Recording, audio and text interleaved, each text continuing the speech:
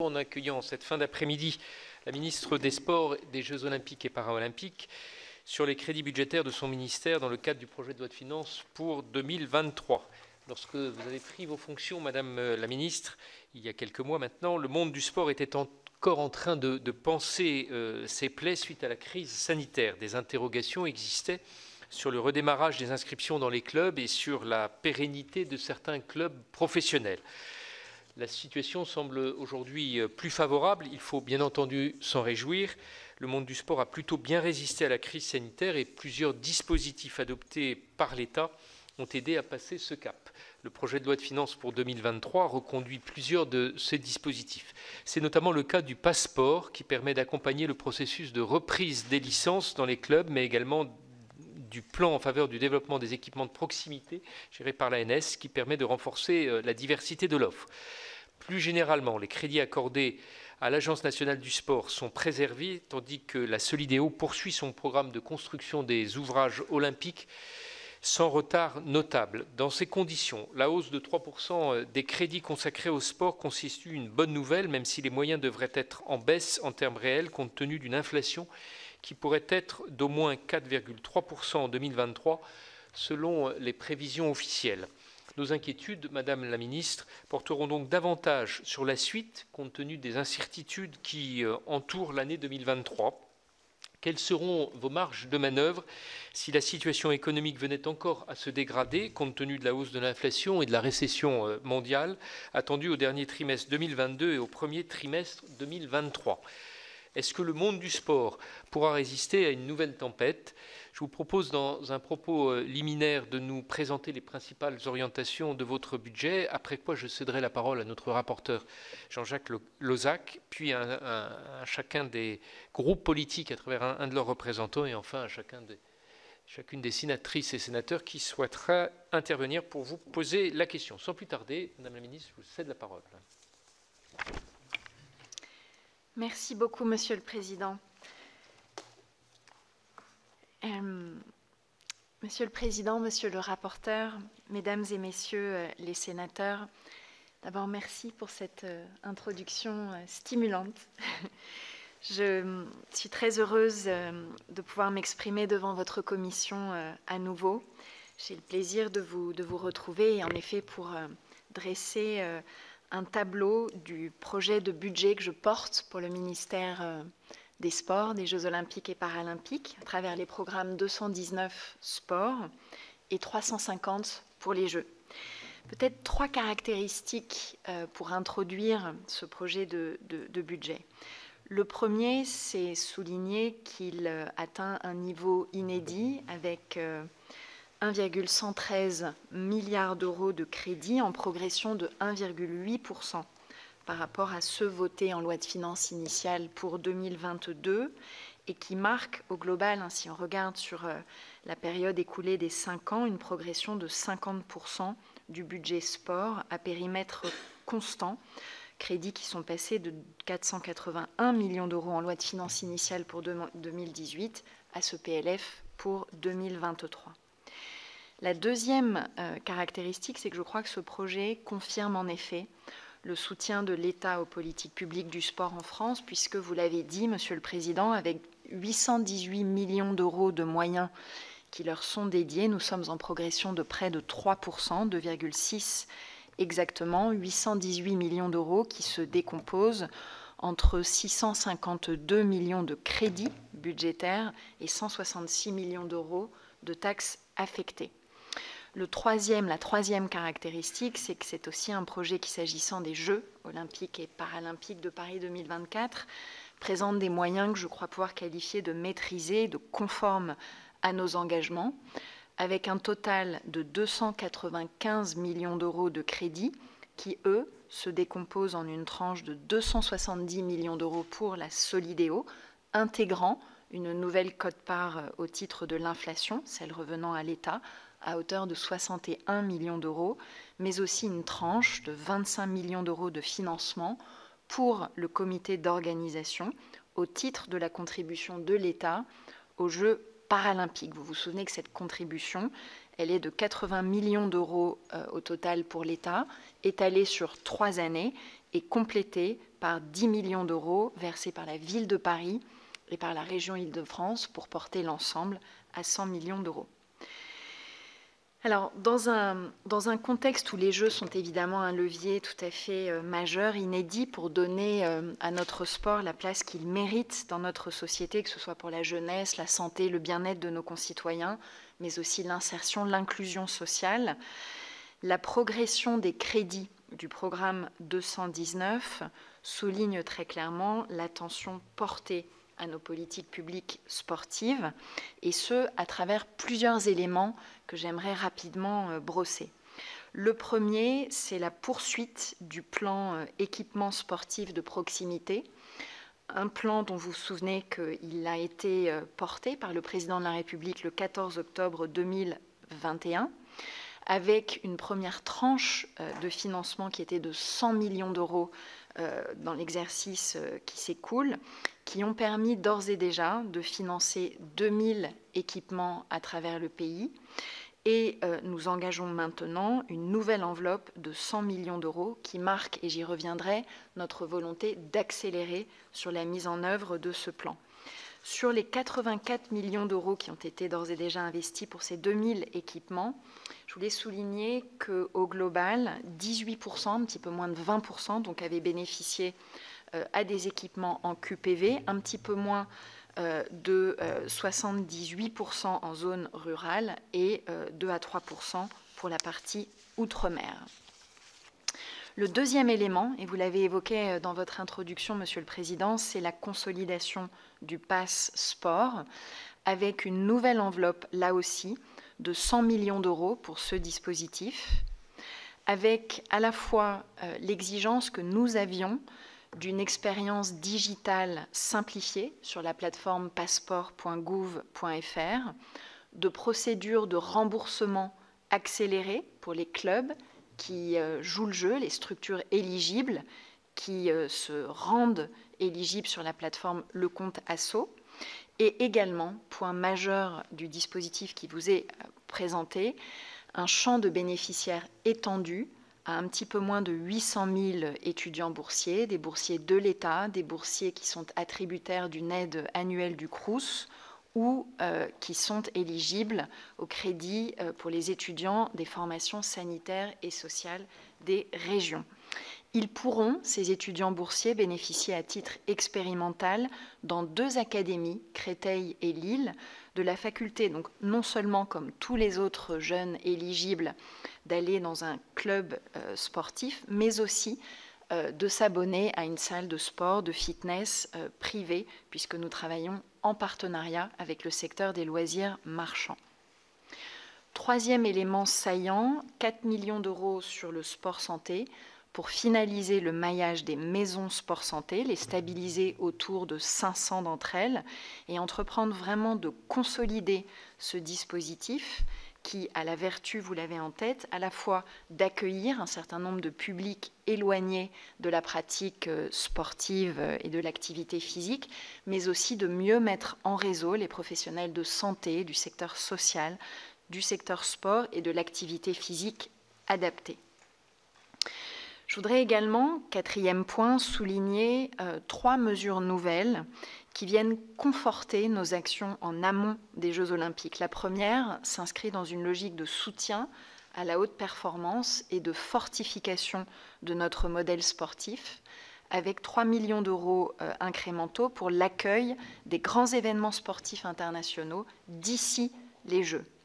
Le deuxième élément s'inscrit dans une logique d'engagement et vise à associer dès à présent les Français à l'élan populaire, à l'élan des Jeux, avec 5,5 millions d'euros de crédit dès 2023 au titre de la billetterie populaire, qui consiste en un ensemble de 400 000 billets qui seront offerts pour les cérémonies d'ouverture ou les épreuves pour 3 grands publics de bénéficiaires que sont la jeunesse, y compris le public scolaire, les bénévoles du mouvement sportif à hauteur de à peu près 100 000 d'entre eux et les personnes en situation de handicap ainsi que leurs aidants.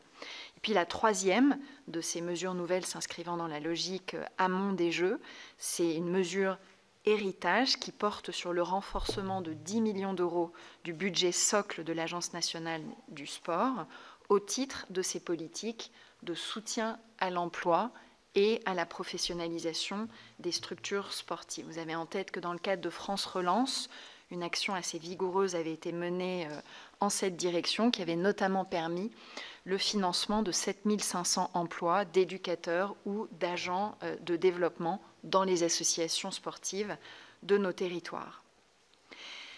Un autre élément pour compléter ce tableau est celui du renforcement des moyens humains du ministère et de ses opérateurs.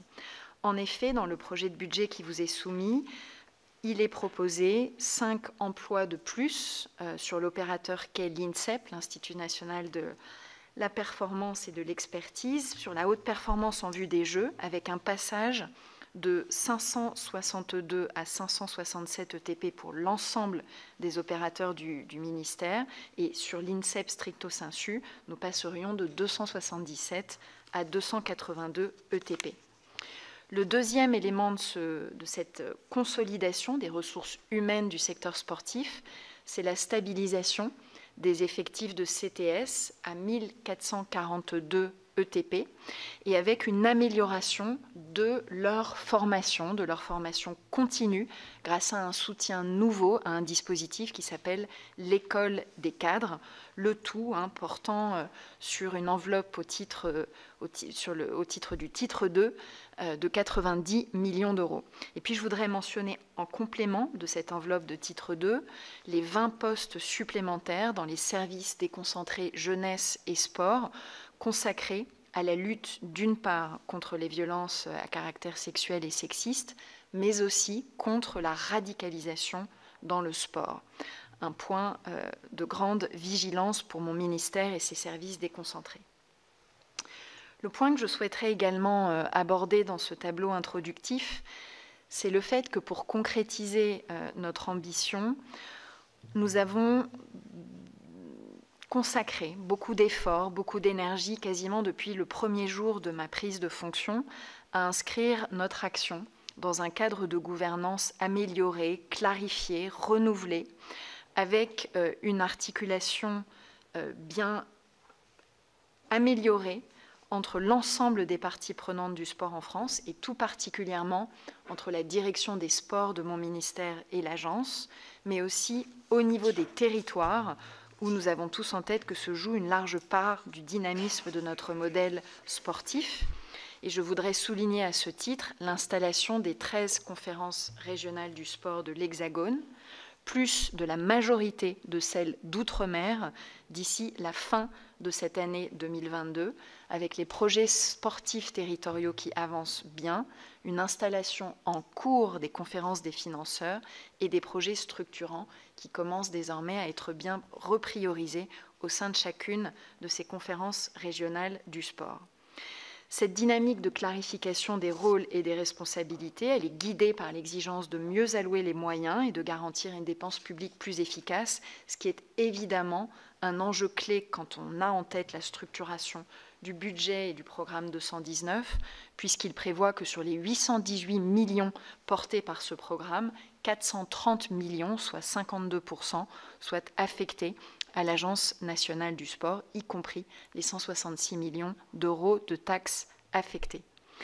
Donc je le disais, gros travail fait sur cette gouvernance, la volonté de bien réaffirmer le projet commun de l'agence pour très bien redéfinir son rôle et son positionnement, la nécessité en parallèle de bien redéfinir les missions de la direction des sports autour d'un triptyque, l'orientation stratégique des politiques publiques, leur évaluation, mais aussi le régalien couvrant la lutte contre toutes les formes de violence dans le sport. En complément de ces deux initiatives, un travail fait sur les protocoles de relations de travail entre ces deux entités et un tableau descriptif des missions de chacun qui est désormais achevé et qui préparera le terrain pour une révision de la convention d'objectifs et de moyens pour la période triennale qui va s'ouvrir. S'agissant de l'agence, mention d'abord de son action au titre de la haute performance, avec un engagement très fort des équipes autour du programme Ambition Bleue pour les 650 athlètes qui se présenteront aux Jeux olympiques et paralympiques et pour lesquels l'agence, qui est en train de préparer son projet de budget pour l'année prochaine, consacre d'ordinaire autour de 120 millions d'euros, ce qui est un montant à peu près équivalent à celui investi par la direction des sports sur ces sujets à travers les CREPS et à travers l'INSEP. Le deuxième pan de l'action de l'agence, vous l'avez en tête, c'est à travers le programme Impulsion Sport, tourné vers le développement de la pratique et qui, lui, fait l'objet d'environ 310 à 320 millions d'euros de financement. Le dernier élément que je voudrais mentionner dans cette introduction, c'est que cette amélioration de notre gouvernance porte déjà ses fruits. On le voit dans une série de réaménagements que nous avons apportés au plan 5000 équipements de proximité que j'évoquais tout à l'heure, qui ont pu être actés lors du conseil d'administration du 6 octobre dernier et qui a permis un élargissement du zonage avec une prise en compte de l'éligibilité maintenant de tous nos territoires, avec une priorisation sur les territoires carencés, mais qui ne se limitera plus au QPV ou bien aux zones de revitalisation rurale et à l'outre-mer. France entière maintenant est éligible. Des mesures également de simplification des dossiers et de l'instruction par les DRAGES et l'éligibilité aussi des dépenses dites de design actif qui permettent d'agir sur le mobilier urbain et notre cadre de vie pour inciter à la pratique sportive. Le plan de sobriété énergétique que nous venons d'adopter le 13 octobre dernier est également un signe de cet alignement meilleur, plus fort, plus compact des acteurs où chacun jouera un rôle important, l'agence, le ministère des Sports et l'ensemble des acteurs, notamment le sport professionnel, engagés à nos côtés dans ce travail structurel. Je voudrais terminer cet exposé en mentionnant les quelques échéances à venir. L'atelier que j'organiserai lundi matin prochain avec Olivier Dussopt et Carole Grandjean sur l'insertion sociale par le sport, celui que nous aurons le 5 décembre prochain, journée mondiale du bénévolat, sur cet enjeu majeur pour nos 3,5 millions de bénévoles, pour lequel nous avons vraiment besoin de préserver la vitalité de ces acteurs engagés, contribuer aussi à les rajeunir et à féminiser ce secteur du bénévolat, ainsi qu'un atelier dont j'ai pu faire l'annonce hier soir à l'occasion de la Paris Games Week, consacré à l'e-sport à l'horizon du 12 janvier prochain. Vous le voyez, je crois que nous avons au global toutes les cartes en main pour contribuer et avancer dans notre ambition de faire de la France une nation plus sportive à l'heure des Jeux olympiques et paralympiques, avec une ambition qui est claire, à la hauteur de nos responsabilités sur le régalien, un budget consolidé, une gouvernance améliorée et des programmes qui se déploient sur les territoires. Merci Madame la Ministre. Première question de notre rapporteur Jean-Jacques Lozach. Bien, merci. On va attendre le temps des questions, sénateur Assouline, avant de... Le temps des cerises. La parole est à Jean-Jacques Lozach, rapporteur des crédits. Merci, Monsieur le Président, Madame la Ministre. Merci pour la précision de vos propos. Je débuterai par une observation générale, en effet, avec vos priorités ministérielles clairement affirmées et pleinement justifiées, et le mode de fonctionnement que vous avez décidé pour le modèle sportif l'été dernier. Vous avez posé, je dirais, les fondements, les soubassements d'une politique sportive convaincante. Mais le grain de sable, bien sûr, dans ce bel ordonnancement, c'est la trajectoire budgétaire. Et je dis trajectoire, je n'insiste pas sur telle année très précise comme 2022 ou 2023. Trajectoire, et d'ailleurs nous sommes là, je dirais, pour vous aider à l'améliorer, cette trajectoire budgétaire. En effet, la France organise à Paris en 2024 le plus grand événement sportif du monde, mais également le plus grand événement, tout court, jamais organisé dans notre pays. On le sait officiellement depuis 2007. Notre candidature était déjà officielle et déclarée en 2015. Et depuis, sur toute cette période, les lignes budgétaires ont bougé, puisque nous sommes toujours autour de 0,2% des dépenses du budget de l'État. Donc, depuis une décennie. Et je n'oublie pas, par ailleurs, parce qu'on pense que tous les équipements sont des équipements pérenne, avec une vocation sportive pérenne, qui a un certain nombre d'équipements sportifs, type village olympique ou centre des médias, qui deviendront, une fois les Jeux olympiques et paralympiques derrière nous, des programmes immobiliers. Ma première question, dans l'étude nationale sur les attentes et les besoins des acteurs du sport, qui a été rendue publique au mois de mai dernier, à la question « Quelles devraient être les priorités pour la gouvernance collégiale du sport pour les 5 à 10 prochaines années ?» Ces acteurs du sport répondent massivement 2 orientations. La première, c'est l'accès de tous les publics à l'activité physique et sportive. Et deuxièmement, la construction, la rénovation, l'accessibilité des infrastructures sportives. 2 orientations qui rejoignent pleinement d'ailleurs l'héritage olympique.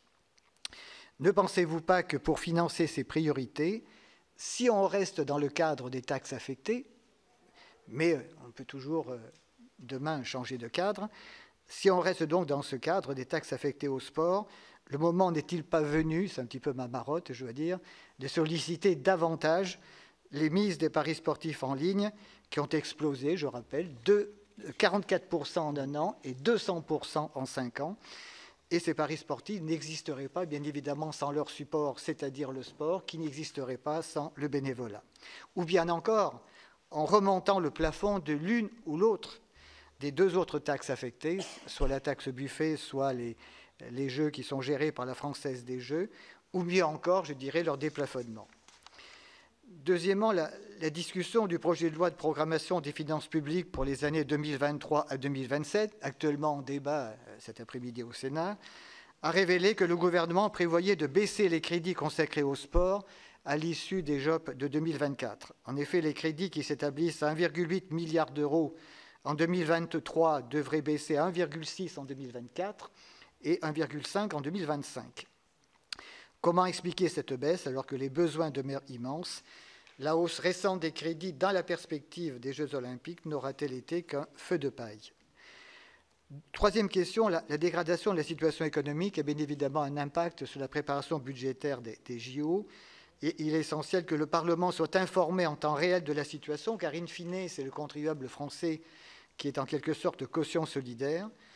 Le COJOP semble avoir du mal à boucler son budget. Pensez-vous qu'il est encore possible de maintenir les équilibres du budget initial, soit en recherchant de nouvelles économies, ou bien encore faut-il se préparer à un déficit? Quatrième question concernant les infrastructures olympiques. En effet, une enveloppe supplémentaire de 50 millions d'euros devrait, semble-t-il, être financée par les collectivités territoriales. Pourrait-elle contribuer à cette hauteur? Je pense notamment à Plaine Commune. Comment comptez-vous faire face à cette éventuelle difficulté des collectivités? Et enfin, dernière question, le plan France Relance adopté à la sortie de crise sanitaire avait prévu des crédits afin de renforcer l'isolation thermique des infrastructures sportives. Cette enveloppe, d'ailleurs, avait même été consolidée en 2022. Pourtant, ces crédits ne sont pas reconduits dans le PLF 2023, alors que le plan de sobriété énergétique les rend plus nécessaires que jamais. Comment expliquer cette volte-face? Merci. Madame la ministre, je vais vous proposer de répondre d'abord à sa première série de questions, puis après les autres sénateurs interviendront.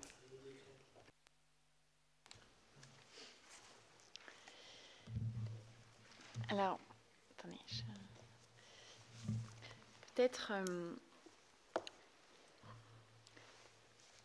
je pense que incontestablement, on a rendez-vous en 2024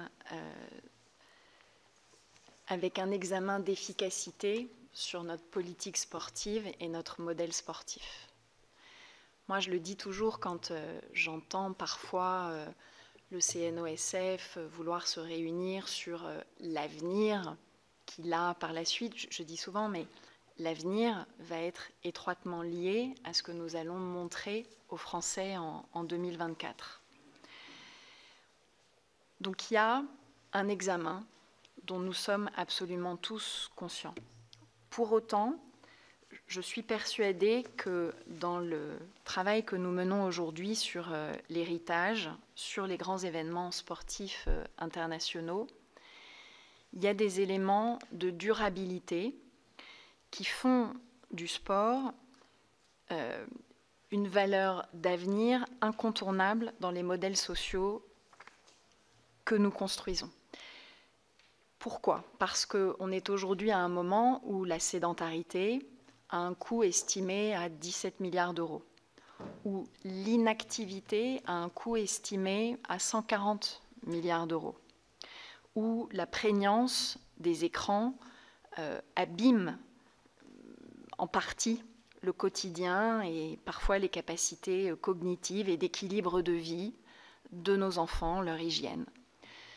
Tout ceci fait que ce que nous engageons aujourd'hui, par exemple en faveur du sport autour et à l'école, sont des transformations durables de notre modèle et qui ne s'arrêteront pas, quoi qu'il arrive, au lendemain des Jeux olympiques et paralympiques.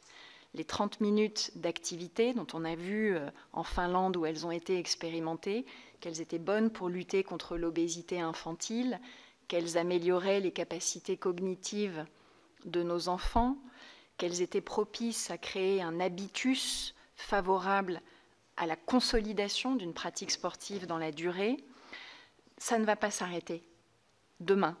C'est quelque chose que nous consoliderons et que nous allons d'ailleurs de mieux en mieux animer à travers les territoires.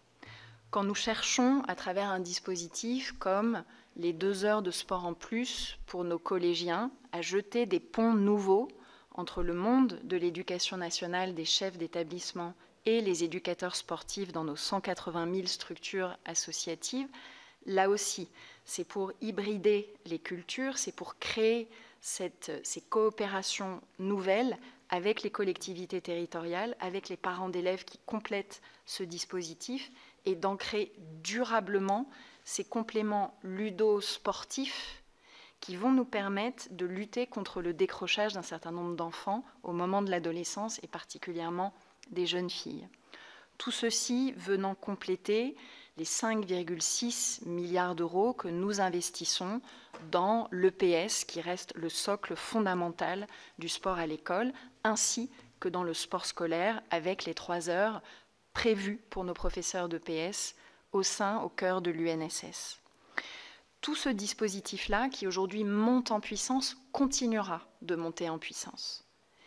Un autre élément est relatif au sport santé. Ce maillage que j'évoquais de nos 500 maisons sport santé, cette mise en réseau de nos professionnels de santé, le travail qui est fait sur la formation initiale des médecins, sur la formation continue des médecins, avec cette faculté qui est désormais donnée non plus seulement aux médecins généralistes, mais aussi aux médecins spécialistes de prescrire une activité physique adaptée, plus seulement pour les malades de maladies chroniques ou d'affections de longue durée, mais aussi pour les personnes en situation de perte d'autonomie.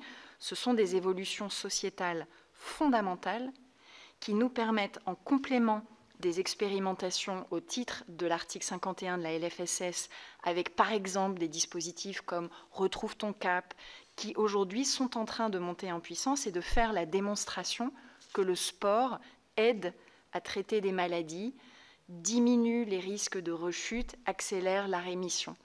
En faisant cette démonstration-là, c'est des éléments durables pour placer l'activité sportive au cœur de notre modèle de société. Et l'année 2024, dans laquelle le président de la République a fixé le cap en faisant de cette année celle de la grande cause pour l'activité physique et sportive, c'est sûrement pas pour s'arrêter le 31 décembre 2024.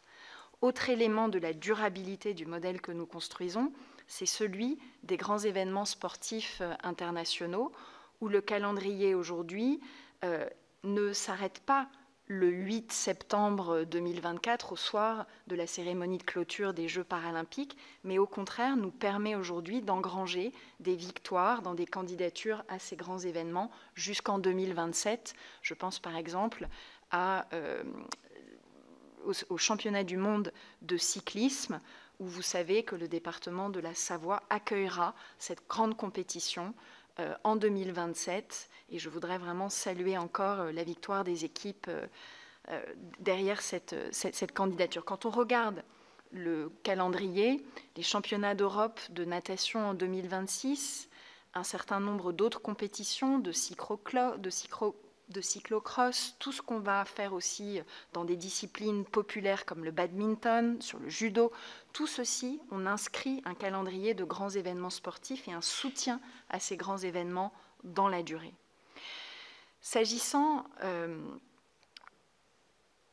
de l'évolution des crédits sur 24 et 25, quand on regarde la courbe, hors titre 2, ces crédits sont censés passer de 728 à 628 puis 589, mais je précise que cette présentation du budget sur 3 ans, dans nos documents budgétaires, qui est d'ailleurs une nouveauté, elle est présentée à titre indicatif et donneront lieu évidemment à de nouvelles discussions, à de nouveaux arbitrages. Il y a un effet mécanique qui joue entre 23 et 24 qui est lié à la fin du programme des équipements sportifs de proximité, mais vous l'avez parfaitement exprimé, monsieur le rapporteur, dans vos questions et dans votre remarque, a vocation à prendre le relais le plan de rénovation thermique des équipements que nous avons inscrit au cœur de notre plan de sobriété énergétique. Sur ce sujet-là, je voudrais faire vraiment la démonstration de la dynamique qui est en cours, en rappelant que sur la première enveloppe de 50 millions d'euros de crédits qui ont été mobilisés pour cette rénovation thermique, nous avons d'ores et déjà pu financer 166 dossiers en 2021, dont 84% en zone carencée et 20% en Outre-mer, avec une diminution moyenne projetée qui est de 48% de la consommation énergétique annuelle des équipements concernés. Au global, nous avons des projets de l'ordre de 300 000 euros qui bénéficient d'un 300 000 euros de subvention, taux de subvention de l'ordre de 42%, et 3 familles d'équipements qui ont bénéficié de ce mouvement, qui sont les salles multisports, les bassins de natation, ainsi que les terrains de grands jeux. Ces travaux, ils sont mis en œuvre évidemment en lien avec les porteurs de projets à la fois publics, les collectivités, et nous allons poursuivre cette dynamique à travers la seconde tranche de 50 millions d'euros dégagée sur 22 et 23, où nous avons déjà à date 46 dossiers qui ont été déposés, 54 millions d'euros de subventions demandées, et un effort qui va se poursuivre de manière très intense dans les semaines à venir. Je voudrais compléter ce tableau de la dimension rénovation énergétique des piscines, dont on sait que c'est un enjeu particulièrement important. 12 millions d'euros ont d'ores et déjà été dédiés au financement de ces éléments par l'Agence nationale du sport, avec 30 projets qui ont été soutenus, et la volonté que nous avons de continuer cet effort, non seulement au titre des crédits de l'ANS, mais également dans le cadre des synergies que nous voulons trouver avec le Fonds vert qui vient d'être annoncé par le gouvernement pour accompagner les collectivités territoriales sur cet enjeu à hauteur de 2 milliards d'euros. Il y a dans le plan de sobriété que vous avez rappelé d'autres mesures structurelles que j'aimerais pouvoir rappeler, et notamment l'encouragement à la signature par les gestionnaires des infrastructures sportives des contrats de performance énergétique qui vont là aussi permettre de bénéficier de certains financements et qui permettront d'améliorer à travers la pose de panneaux photovoltaïques, la réflexion de l'éclairage, à travers des systèmes de génération de chauffage, d'installation de pompes à chaleur, d'amélioration de la ventilation, de travailler sur l'efficacité énergétique de nos équipements en partenariat avec l'ensemble des acteurs concernés. Alors, s'agissant maintenant des taxes affectées, c'est un point qui est évidemment très important. Plusieurs fondamentaux dans le projet de budget qui vous est soumis me semblent aujourd'hui respectés. D'abord, dans une logique de sincérité, on a pour la taxe Buffet une mise finalement du plafonnement au niveau du rendement attendu de cette taxe-là. Vous savez que le décalage avec des rendements finalement inférieurs à ce qui avait été autorisé en plafonnement nous ont obligés au cours des 2 exercices passés de procéder à des mesures de régulation en gestion en finançant sur les crédits du ministère des Sports des compléments de ressources pour l'agence qui n'avait pas la totalité des recettes qui étaient prévues. Donc on s'inscrit d'abord dans cette logique de sincérité. Ensuite, sur cette taxe Buffet, nous avons une affectation qui reste de 100% au sport et une compensation intégrale sur les crédits budgétaires de la révision à la baisse du plafonnement qui tient compte de Mediapro et de ses suites logiques, sachant que la rénovation des droits, du nouveau cycle de contrats de droits de diffusion pour le foot et notamment la Ligue de foot professionnel se fera courant 2023. On garde aussi en partie le bénéfice du relèvement de ce plafonnement par rapport aux exercices 2020, 2019, 2018. Donc ces améliorations qui avaient été apportées à l'époque, on en garde aussi une partie du bénéfice. S'agissant du prélèvement sur les paris sportifs en ligne, en effet, nous sommes aujourd'hui sur un plafonnement qui est stable à 34,6 millions d'euros, ce qui fait que le dynamisme un petit peu supérieur attendu ne bénéficiera pas au sport, mais au budget général de l'État. Il viendra financer d'autres éléments critiques, notamment le fonctionnement de nos services publics, de notre système de santé, de notre école. Le même raisonnement valant pour le point des jeux exploités par la Française des Jeux hors des paris sportifs. Nous sommes aujourd'hui dans la réflexion sur comment bénéficier d'une partie de ce dynamisme-là, et c'est également des échanges que nous avons pu avoir avec le rapporteur spécial dans le cadre des travaux à l'Assemblée nationale. S'agissant des Jeux olympiques et paralympiques, vous avez raison de souligner que notre exercice budgétaire, qui traverse des semaines critiques, puisque nous devons atterrir sur ce sujet-là au conseil d'administration du COJO le 12 décembre prochain, est un exercice donc difficile, délicat et soumis à différents vents contraires. Le premier de ces vents contraires est celui de l'estimation de l'inflation. Aujourd'hui, on est dans une enveloppe qui sera probablement autour, je dis ça avec beaucoup de précaution puisque les estimations sont en train d'être affinées, mais supérieure à ce qu'on a pu enregistrer du côté de la Solideo et de ses 150 millions d'euros, puisque à la différence de la situation qui prévaut pour la Solideo, 50% des marchés du COJO restent à conclure. Donc il y a une exposition structurelle qui est plus forte pour le comité d'organisation. Et ce que nous sommes en train de regarder, de peigner de manière fine, c'est l'estimation, puisque en fait cette révision budgétaire pluriannuelle, la dernière date d'il y a 2 ans, en décembre 2020, c'est le chiffrage très fin des écarts qui ont pu être liés à des évolutions du projet. Je pense par exemple à la cérémonie pour les Jeux paralympiques, aux évolutions aussi apportées à la carte des sites. Il y a également la nécessité de tenir compte de la complexité de certains cahiers des charges.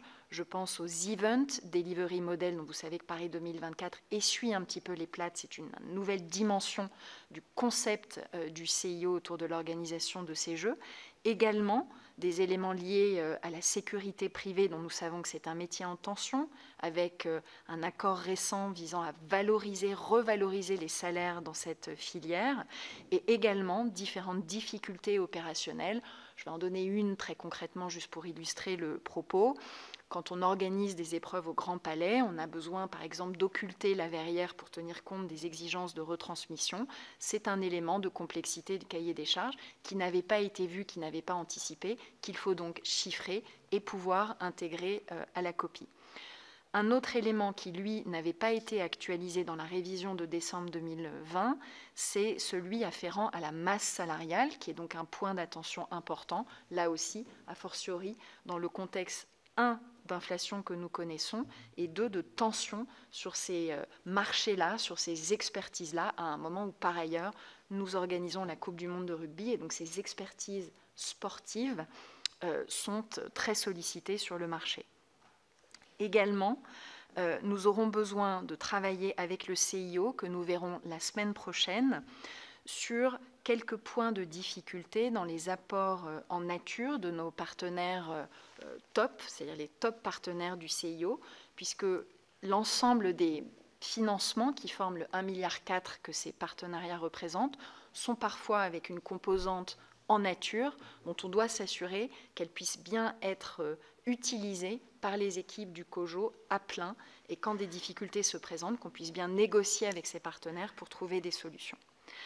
En face de ces vents contraires, de ces points de difficulté, on travaille évidemment aussi sur le volet recettes pour continuer à aller chercher de nouveaux sponsors et notamment aussi pour optimiser nos ressources de billetterie. Donc vous l'avez compris, on est très au travail sur cet enjeu-là avec en amont du conseil d'administration du 12 décembre, un bureau exécutif qui permettra de partager avec l'ensemble des parties prenantes, la ville de Paris, le conseil départemental de Seine-Saint-Denis, la région Île-de-France, et qui tout nous permettra d'examiner les voies et moyens d'un budget qui devra de toute façon être le plus proche possible de l'équilibre. Je l'ai dit lors de mon audition du 12 décembre, nous aurons certainement pour cela besoin de mobiliser une partie de la réserve pour aléas. Nous devrons aller chercher de nouveaux partenaires. Nous devrons avoir des discussions fructueuses avec le CIO, de la même façon que nous devrons procéder à des arbitrages parfois difficiles, douloureux, courageux en matière d'économie à réaliser sur le budget du COJO.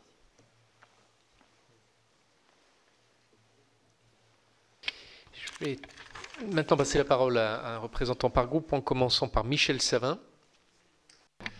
Merci, Président. Madame la Ministre, je vais commencer mon intervention par peut-être 3 ou 4 points positifs. Les points positifs que vous nous avez présentés, c'est la stabilisation du nombre de postes de CTS sur lequel le Sénat s'était fortement mobilisé il y a quelques années. L'autre point positif, c'est plutôt un retour sur les 5 postes manquants à l'INSEP sur lequel nous avions alerté l'année passée au moment du vote du budget, la suppression de ces 5 postes. Ces 5 postes donc reviennent à l'INSEP, c'est une bonne chose. Les 20 nouveaux emplois aussi qui ont été dégagés dans les affaires de violences sexuelles et sexistes ainsi que la radicalisation dans les départements, c'est un point aussi positif. Et enfin, la décision que l'on appelait nos neveux déjà dès le départ de lancement de l'opération des équipements sportifs de proximité, à l'étendre, à l'ouvrir à l'ensemble des territoires. Je crois qu'il était incompréhensible pour certains territoires ruraux de se voir exclus de ce dispositif et vous l'avez entendu et ce qui a été validé par l'Agence nationale du sport. Maintenant, les interrogations par rapport au budget que vous nous présentez. Vous avez évoqué le passeport, vous affichez l'objectif cette année de dépasser les 2 millions de bénéficiaires avec une extension aux étudiants boursiers. Mais qu'en est-il aujourd'hui, à l'heure où on se parle du nombre de passeports, quand on sait qu'en 2022, l'enveloppe a été consommée à 60%? Deuxième question, il est constaté un recul de la pratique de l'activité physique dans le secondaire avec un essoufflement du déploiement du label Génération 2024. Lorsqu'on fait le tour au niveau des académies, malheureusement, ce dispositif en sang est pas au point d'arrêt, mais à vraiment une petite vitesse de croisière. Que comptez-vous faire pour lancer ce dispositif? Après la crise sanitaire, il a été constaté une augmentation du nombre de fédérations en difficulté. Vous-même avez précisé qu'il y avait aujourd'hui 17, je crois, fédérations qui étaient en difficulté. 10 le seront encore l'année prochaine. Quelles sont les actions, les moyens qui sont programmés pour venir soutenir et accompagner ces fédérations qui connaissent aujourd'hui des difficultés budgétaires? Sur un plan sur la formation initiale des étudiants en médecine, d'intégrer la dimension sport-santé dans les modèles de formation, et vous l'avez encore précisé, c'est un enjeu majeur de santé publique. Qu'en est-il des expérimentations sur l'accès au remboursement de la prescription sur ordonnance de l'activité physique et sportive dans une démarche thérapeutique? Malheureusement, ça fait des années qu'on parle de ce sujet et toujours rien à l'horizon, ni au niveau budgétaire. Et pourtant, c'était des expérimentations qui ont été lancées dans différents départements. Mes 2 dernières questions, Madame la Ministre, ça concerne les équipements que vous avez cités, les équipements structurants. Vous l'avez vous-même souligné, nous avons besoin de travailler sur les équipements structurants. C'est le sens des travaux d'analyse de l'agence pour bien voir les endroits et sports qui doivent être l'objet d'investissements prioritaires. Vous avez signalé, rappelé les 12 millions qui ont été fléchés sur les piscines. Par contre, vous venez aussi de préciser qu'il y aura une synergie avec le fonds de sobriété énergétique. Quelle est la part sur le montant qui a été annoncé? Parce qu'on annonce la part globale, mais quelle est la part qui va être fléchée sur les équipements sportifs? Et notamment des équipements aujourd'hui qui sont en très grande difficulté, c'est les piscines sur les territoires, avec l'augmentation du prix de l'énergie et les difficultés que rencontrent les collectivités. On voit de plus en plus de piscines qui ferment ou qui réduisent leur ouverture, ce qui peut remettre aussi en cause le développement de l'enseignement du savoir nager, qui est aussi une priorité lorsqu'on voit le nombre de noyades par an. Et dernière question, vous avez parlé des 400 000 billets offerts à la jeunesse, aux bénévoles et aux handicaps pour les Jeux olympiques et paralympiques.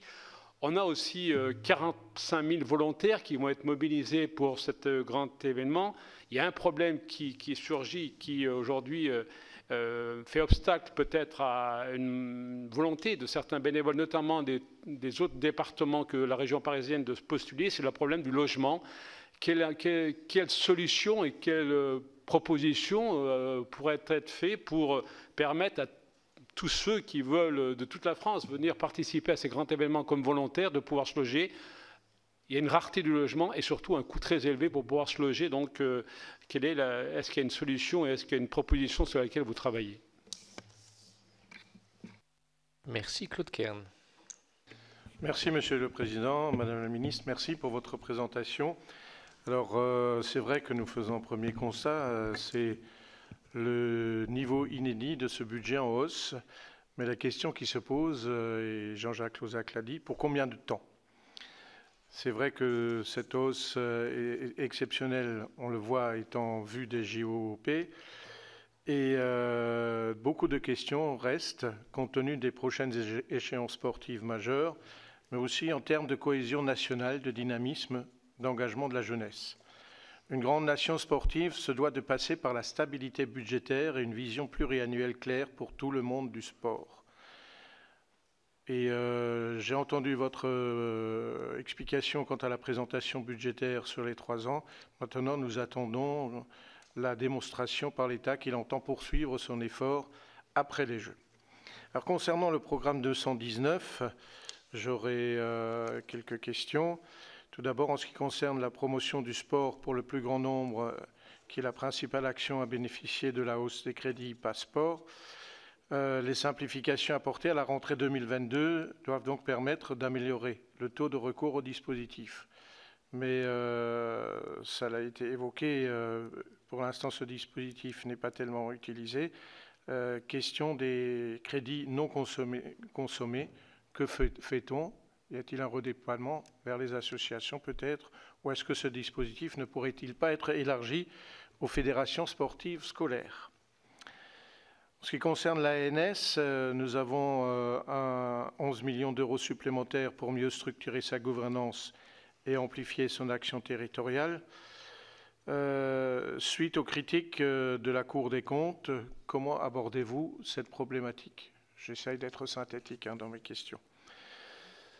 Puis, en ce qui concerne les équipements sportifs de proximité, avec cette nouvelle enveloppe dédiée de 100 millions d'euros, concrètement, comment le suivi du programme des 5000 équipements sportifs de proximité est-il envisagé, notamment dans le volet héritage, et si certains équipements vont être rénovés pour être mis à la disposition des GOP, ce n'est malheureusement pas le cas de la majorité des équipements français, qui ne peuvent plus accueillir les usagers dans des conditions décentes, sans parler de l'accessibilité aux personnes en situation de handicap. Comment vous engagez-vous sur ces questions?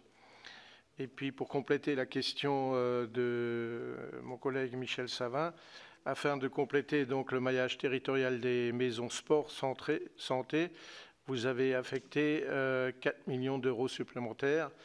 Est-ce suffisant pour aboutir à un maillage permettant d'assurer l'accès de tous au sport? Et puis, là aussi, ça a été rappelé, les clubs souffrent.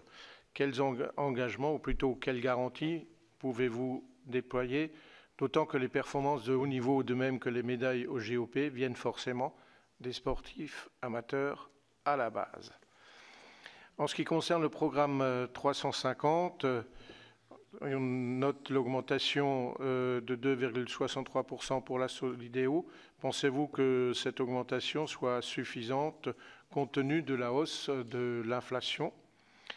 Et puis pour le COJOP, pareil, un budget a été bâti sur une hypothèse d'inflation de 1,4%. Or, on sait très bien que cette dernière a atteint 5,8%. Comment allez-vous y répondre? Comment allez-vous compenser? Et puis en ce qui concerne l'héritage, en termes d'infrastructures, mais aussi et surtout en matière d'accompagnement de la pratique sportive et d'insertion par le sport, quelle est votre approche et quel financement complémentaire comptez-vous déployer? Parce qu'on sait souvent, pour en avoir organisé à un moment, qu'après de grands événements sportifs ou autres réussis, il y a une période d'essoufflement qui vient forcément après, et c'est là qu'il faut être présent pour éviter cette période d'essoufflement. Et enfin, j'en profite pour vous poser une question de ma collègue Elsa Schall, qui est retenue par une autre édition. Madame la ministre, le nouveau laboratoire antidopage a été transféré, je la lis, à l'Université de Paris-Saclay. Ce laboratoire sera amené à jouer un rôle très important lors des JO de Paris 2024. Ma question concerne l'équipement en machines de ce nouveau laboratoire, dont le montant était estimé à 11 millions d'euros dans le rapport de l'année dernière de mon collègue Jean-Jacques Lozach. Qu'en est-il? Il semble qu'il y ait un flou sur le processus budgétaire et sur le financement de ces équipements. Pouvez-vous nous préciser si le financement de ces équipements est bien prévu dans le budget? Et pouvez-vous nous dire quels sont ces moyens? Je vous remercie. Sabine Voneg. Oui, merci Monsieur le Président. Madame la Ministre, merci pour votre présentation.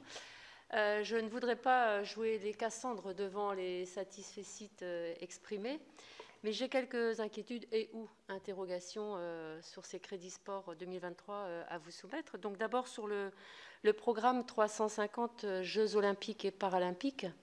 Le budget initial qui était estimé à 6,6 milliards d'euros est d'ores et déjà dépassé, ce qui n'est pas inhabituel.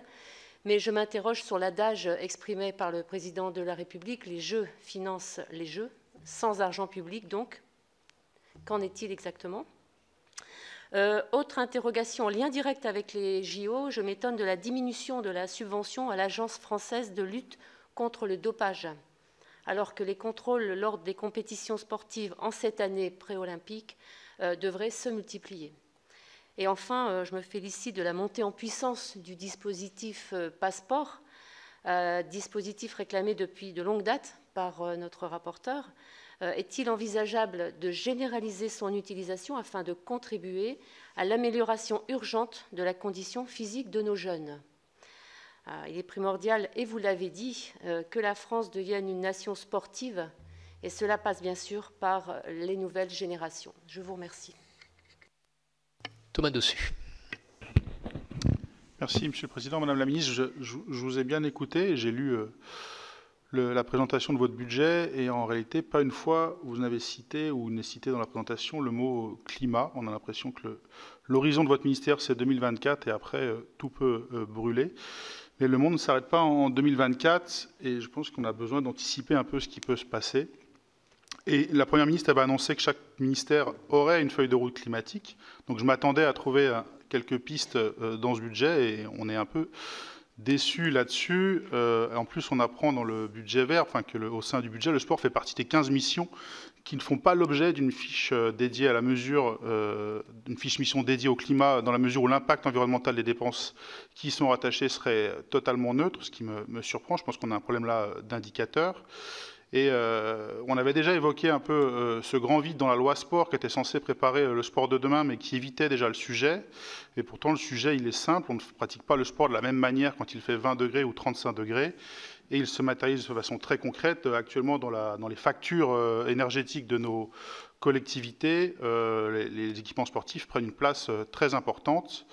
Et 50% des salles de sport ont été construites avant 87. Elles sont donc inadaptées aux fortes chaleurs. Donc j'ai bien compris qu'il y avait une deuxième tranche de 50 millions pour aller plus loin que les 2000 équipements rénovés. Mais on voit qu'on est encore loin du rythme auquel il faudra aller par rapport au rythme de l'emballement climatique. Vous avez annoncé des synergies avec le Fonds vert, mais comme l'a dit Michel Savin, ça reste encore assez flou. Et pourtant, on a besoin d'une feuille de route claire, y compris budgétaire, pour savoir comment on adapte à la fois nos infrastructures, comment on finance leur adaptation, mais aussi comment on doit adapter nos saisons sportives, nos événements sportifs, nos pratiques, et quels moyens on mettra sur cette adaptation. Mais on n'a pour l'instant pas beaucoup de pistes budgétaires ni législatives. Et en plus, si j'ai bien compris, vous allez, par votre présence, aller cautionner la folie climatique de la Coupe du Monde du Qatar. Donc, Madame la Ministre, est-ce que votre ministère va se pencher sur la question climatique? Beaucoup de sportifs ont compris que leur pratique était en lien direct avec l'évolution du climat et s'engagent personnellement. On attend que le ministère soit à leur côté sur cette cause-là aussi. Je vous remercie. Bernard Fialaire. Madame la Ministre, oui, moi je ne reviendrai pas sur tous les thèmes finalement abordés, ni surtout sur tout ce qui touche un domaine où il y a des sommes indécentes, pour reprendre le vocabulaire de Kylian Mbappé. Moi, je voudrais m'intéresser presque à ce qui est une niche, mais qui représente quand même la deuxième fédération sportive, c'est le sport scolaire et universitaire. Quand même plus d'1 million de participants. J'aimerais bien que vous précisiez quand même ce que vous comptez faire pour promouvoir ce sport scolaire et universitaire. Vous nous parlez beaucoup de la PQ. Moi aussi, j'ai le même enthousiasme. En revanche, sur ce que je constate, j'espère qu'il y aura des RTT et nos élèves vont avoir des belles journées sportives en fin d'année scolaire si on ne s'y met pas plus vite partout. Vraiment, le constat est important. La part aussi, c'est quelque chose d'important. Mais je pense que la promotion du sport scolaire qui touche pourtant 40% de filles, ce qui est bien, mais simplement encore que 23% des élèves, eh bien, devrait être plus mis en avant. On a beau être un peu spécialiste, moi je suis incapable, par exemple, aujourd'hui, de vous citer le nom d'un champion de France universitaire, même d'un champion du monde universitaire, alors que c'est quand même des exemples pour notre jeunesse qui sont quand même autrement plus étayants que toute la publicité qu'on peut faire et même les honneurs qu'on peut rendre à certains autres champions. Je pense que montrer qu'on peut faire de manière avec excellence, avoir des résultats sportifs et que le temps libre soit consacré finalement à faire des études, c'est mieux que de devenir champion d'e-sport, voire même quand on ne se livre pas d'autres activités plus coupables ou même quand on ne sert pas simplement de promotion à des salons de coiffure particulièrement atypiques. Donc moi, ce que j'attends de vous, c'est que comptez-vous faire quand même pour promouvoir. Vous avez été une grande championne, vous avez fait des études brillantes. Je pense qu'on doit porter davantage pour permettre à notre jeunesse de faire du sport et du sport scolaire et universitaire davantage ce domaine. Je vais prendre toutes vos questions. Jacques Grosperrin. Merci, Président. Madame la Ministre, j'ai bien entendu et écouté vos propos lorsque vous dites que la France doit être une nation plus sportive, c'est-à-dire qu'elle n'est pas assez sportive. En tout cas, j'espère que les résultats seront à la hauteur et seront meilleurs que ceux de Rome en 60, qui a fait que le président de la République, à cette époque-là, De Gaulle, a véritablement mis en place un grand plan sport ou éducation à l'école. Je pourrais avoir plusieurs entrées dans mes propos. La première entrée, c'est l'entrée budgétaire. Vous y avez répondu en explicitant fort bien ce budget qui est en hausse pour couvrir surtout cette montée en puissance des Jeux Olympiques. Je crois qu'il y a un trompe-l'œil qui est là quand même. Vous avez explicité aussi le surcoût au niveau de l'inflation des équipements, mais il y aura aussi un surcoût qu'il ne faudra pas négliger, c'est le surcoût au niveau de la sécurité qui se multiplie. Alors, ce budget suffit-il à rendre en tout cas le pays sportif ? Et surtout à avoir, ça a été dit tout à l'heure par notre sénateur et ami Jean-Jacques Lozach et Michel Savin, avoir un budget à la hauteur durablement. Je crois que c'est ce mot qui revient souvent, durablement, à la hauteur des différentes ambitions, avec des services publics qui sont au niveau départemental, on voit, en grande difficulté. Alors, en grande difficulté, est-ce aussi le fait que votre ministère, auparavant le ministère qui était géré par Jean-Michel Blanquer, c'est un ministère de l'Éducation nationale, des sports et de la jeunesse. Et cette fois-ci, c'est un ministère des sports que vous avez sous votre compétence, et l'Éducation nationale et la jeunesse sont à l'écart. Donc, ces liens parfois créer des difficultés au niveau local et au niveau national. La deuxième entrée, c'est la complexité de ce mouvement qui est, on le voit dans des propos et dans des lectures insoutenables pour les bénévoles employeurs, parce qu'ils disent tous qu'il y a des injonctions chaque fois de l'État, des injonctions des régions qui sont souvent permanentes, contradictoires, toutes marquées de bonnes intentions. Donc, je tiens pas à vous alerter, mais en tout cas, après ces Jeux de 2024, attention à ne pas trop demander et de demander trop, parce que je crois qu'il faudra simplifier les choses. Et on sent bien qu'il y a une perspective, en tout cas, il faudra qu'il y ait une perspective de continuité éducative ou une mise en concurrence des ressources, parce que lorsque vous avez parlé tout à l'heure des 2 heures DPS ou des 30 minutes, on voit bien que ce n'est pas tout à fait dans le même cadre, et c'est quelque chose qui me paraît très important. Et enfin, pour terminer, Président, quand vous parlez d'habitus, vous faites référence bien sûr à Bourdieu, sur lequel nous avons tous beaucoup travaillé, mais attention à ces habitus-là, parce que les habitus font référence à un moment donné à des habitus de classe, et il ne faudra pas à un moment donné discriminer un certain type de population pour les Jeux Olympiques. Merci. David Assouline. Oui, je ne vais pas ajouter à tout ce que je partage, qui a été dit notamment par le rapporteur et par ma collègue du groupe socialiste. Mais très souvent, il y a une expression ne rien lâcher, et j'essaye de l'incarner un petit peu avec vous, parce que c'est important dans le débat que nous avons. Je veux en une minute vous dire pourquoi il faut arrêter de négliger ça dans l'objectif qui nous est commun de faire en sorte que ce moment d'examen, comme vous le dites, des Jeux Olympiques soit, disons, entre maintenant et ce moment, un élan populaire et un encouragement à la pratique du sport. C'est-à-dire que le problème n'est pas de réussir un spectacle, le problème est de s'en servir comme levier pour faire que le sport soit plus présent dans la vie quotidienne des Français et des Françaises, parce que c'est un élément fédérateur, mais c'est aussi un élément pour la santé publique, tout simplement. Alors, sa diffusion dans les masses médias a toujours contribué, bien sûr, il y a l'école, l'éducation, on l'a dit, donc ça vient se rajouter, pas se substituer, a toujours contribué à cette pratique. On se souvient que quand Yannick Noah a gagné Roland-Garros, ça a été un élan gigantesque vers le tennis, qui était un sport réservé à quelques-uns à ce moment-là, on va dire, par rapport à tous les sports populaires, etc. Et donc, la diffusion du sport dans les masses médias est importante. Tout ce que nous craignons, y compris quand j'ai remis ce rapport à la demande du gouvernement sur le fond, qui était que dans l'audiovisuel public, qui a cette mission de service public, de diffusion du sport accessible et qui peut justement choisir aussi des sports peu connus et permettre cette diversité, se confirme de façon dramatique. Comme vous le savez, il ne reste plus que 2 événements importants sur le service public. Roland-Garros et le Tour de France.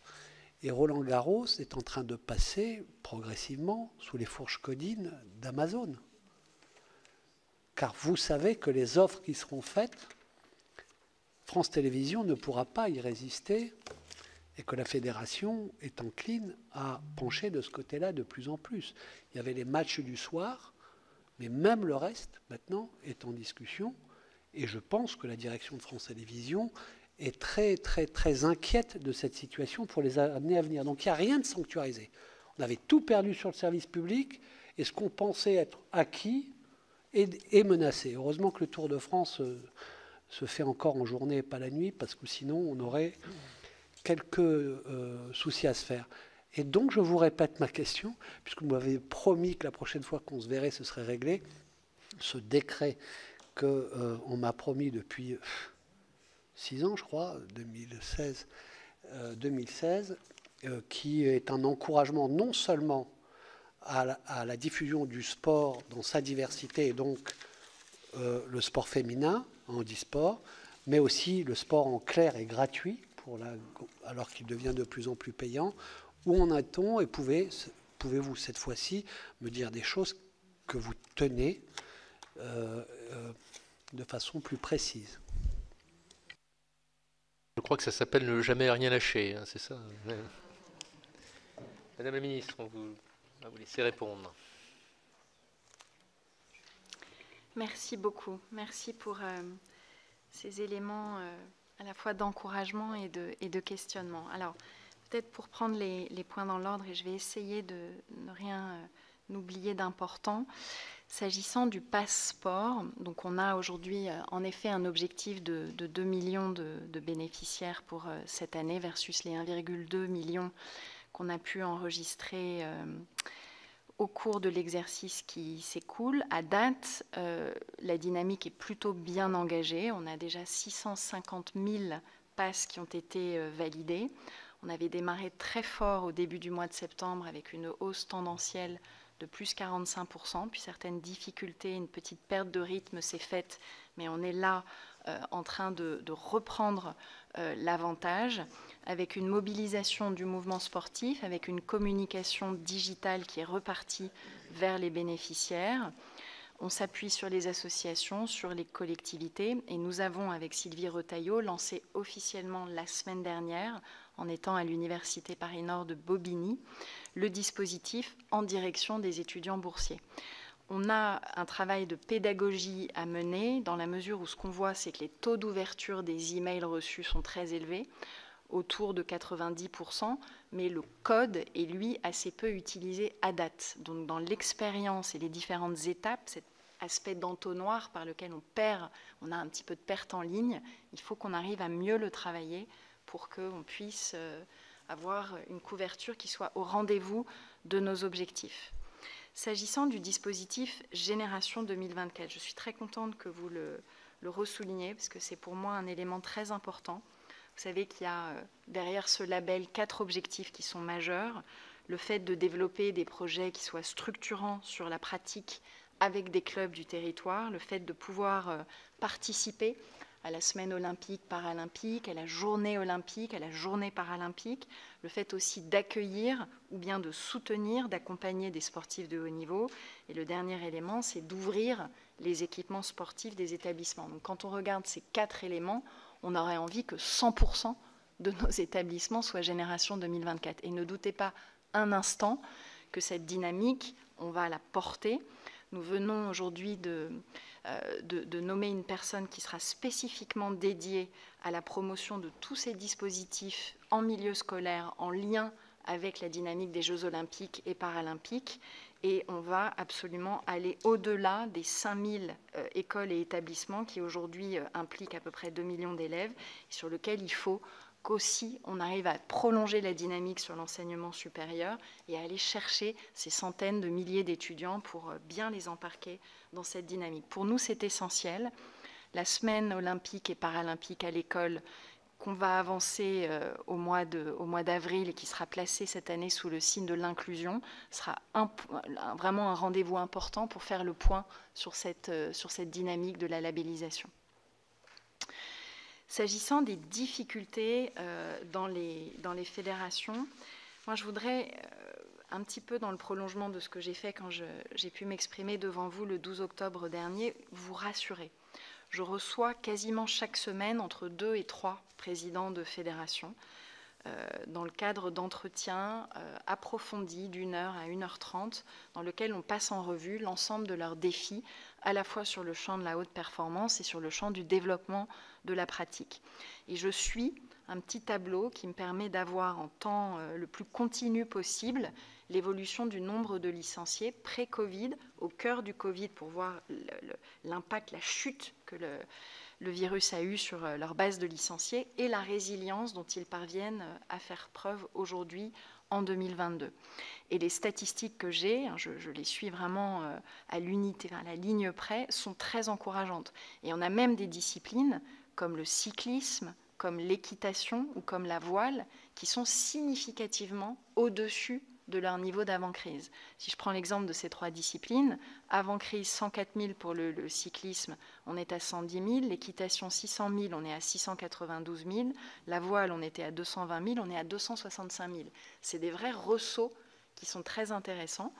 On a certaines fédérations, je pense à l'athlétisme, au basket, au volley, qui souffrent encore un peu, mais qui ont quasiment retrouvé, ainsi que le judo, leur niveau d'avant-crise. Donc vraiment, mon sentiment là-dessus, c'est que c'est vraiment un message d'optimisme et de confiance retrouvée pour un certain nombre de ces disciplines.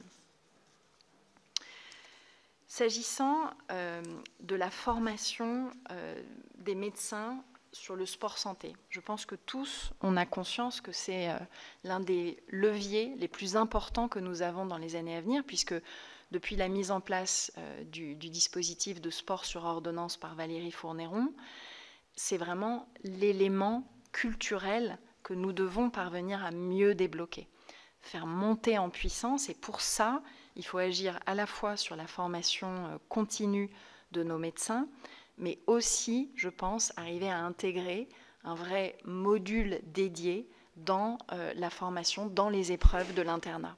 Je pense qu'aujourd'hui, c'est le sens des échanges que j'ai avec François Braun, notre ministre de la Santé et de la Prévention, qui est lui-même convaincu que c'est un passage qu'il faut qu'on organise. Et donc, on est au travail pour le plus tôt possible rendre cet aménagement effectif et efficace. Sur le point des équipements structurants, je ne peux que me rendre à votre remarque. C'est ce même constat qu'à un moment, il faudra qu'on reprenne cette ligne-là en main que j'avais portée devant votre commission le 12 octobre dernier. Aujourd'hui, mon sentiment, c'est qu'on fait vraiment le travail aux deux bouts du spectre, c'est-à-dire sur les grandes enceintes sportives. C'est ce qui permet à notre pays, pour les Jeux olympiques et paralympiques, de pouvoir s'appuyer sur 95% d'équipements éphémères ou déjà existants, et ce travail majeur en termes d'investissement, 200 millions d'euros, sur les équipements de proximité pour parvenir à en construire 5000 à travers les disciplines sportives et l'ensemble des territoires. La dimension équipement structurant, elle n'est pas délaissée aujourd'hui, elle fait, vous le savez très bien, puisque vous êtes un membre actif du conseil d'administration de l'agence, qu'un certain nombre de financements leur sont consacrés, mais il y aura la nécessité d'avoir un regard très attentif en sortie des Jeux sur cette dimension-là de nos équipements, pour le cas échéant, calibrer un plan de soutien à cette dimension-là. S'agissant des volontaires, je vois que vous êtes un supporter attentif de tout ce qui se passe derrière ce programme ambitieux de 45 000 volontaires, dont vous avez rappelé l'importance. Aujourd'hui, je voudrais vous rassurer sur cette dimension du logement. J'ai pu vous rassurer la dernière fois sur la dimension d'avantages en nature et d'absence de requalification, en mentionnant le travail que nous menons main dans la main avec les URSSAF, mais aussi sur cette dimension donc, du logement. Vous indiquez que nous avons lancé une mission conjointe des différentes inspections, notamment l'inspection, l'IGA et l'IGAS, sur le recensement de l'ensemble des logements mobilisables sur la France entière, sur des périmètres proches des épreuves, pour nos Jeux olympiques et paralympiques, et en mettant bien dans le recensement des besoins l'ensemble une estimation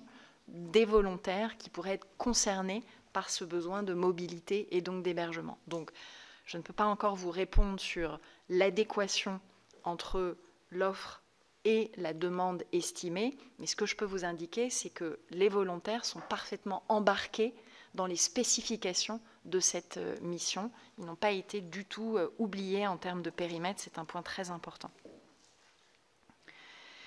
Alors, s'agissant donc de la soutenabilité de l'effort en direction du sport, un point que je voudrais mentionner un peu en complément de ce que j'ai dit tout à l'heure sur l'importance de ce rendez-vous de 2024 et qui sera un moment d'examen pour notre système, en effet, comme l'a été Rome en son temps, mais simplement mentionner qu'on a tout un travail sur l'évaluation à travers 12 à 15 champs qui sont couverts par ces éléments d'évaluation et qui nous permettront de montrer comment les investissements réalisés depuis plusieurs années, notamment au titre de l'héritage, portent leurs fruits et permettent d'atteindre les objectifs qu'on se donne en termes d'évolution du nombre de pratiquants, en termes par exemple du nombre d'enfants qui en Seine-Saint-Denis demain sauront nager, en termes également d'inclusion de nos publics en situation de handicap,